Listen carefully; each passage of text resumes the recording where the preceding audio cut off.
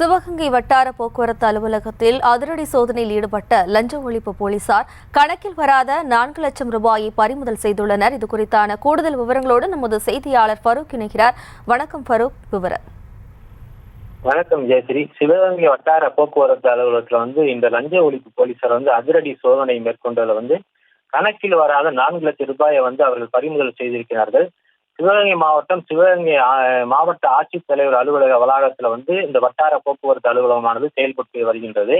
லஞ்ச ஒழிப்பு போலீசாருக்கு கிடைத்த ரகசிய தகவலின் அடிப்படையில் போலீசார் இன்று மேற்கொண்ட சோதனையில கணக்கில் வராத 4 லட்சம் ரூபாயை போலீசார் பறிமுதல் செய்துள்ளனர். இந்த பணத்தை அரசு போக்குவரத்து கழகத்தின் ஊழியரான ராமகிருஷ்ணன் என்பவரிடம் இருந்து பறிமுதல் செய்யப்பட்டுள்ளனர்.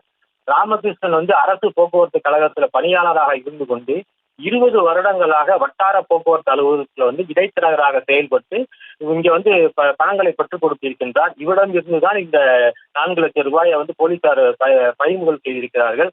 வேறொரு அரசு அலுவலகத்தில் வேலை செஞ்சு அந்த அலுவலகத்திற்கு செல்லாமல் 20 வருடங்களாக வட்டார போக்குவரத்து அலுவலகத்தில் இவர் ஒரு இடைத்தரகராக செயல்பட்டு பல கோடி ரூபாய் அளவிற்கு பணங்களை லஞ்சமாக வாங்கி கொடுத்தது தெரிய வந்துள்ளது.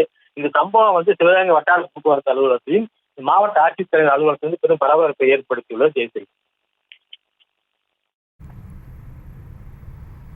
விவரங்களுக்கு நன்றி ஃபரூக்.